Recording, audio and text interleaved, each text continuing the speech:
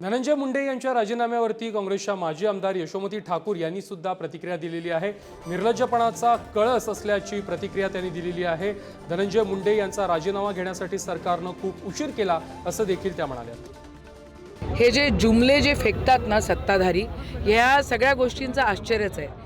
हेच म्हणाले होते की अजितदादांनी जेलामध्ये गेलं पाहिजे, त्यांनी एवढा भ्रष्टाचार केला।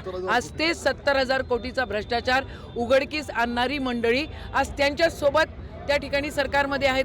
तसंच एकनाथ शिंदे साहेबांबद्दल पण हे म्हटले होते, सेम टू सेम।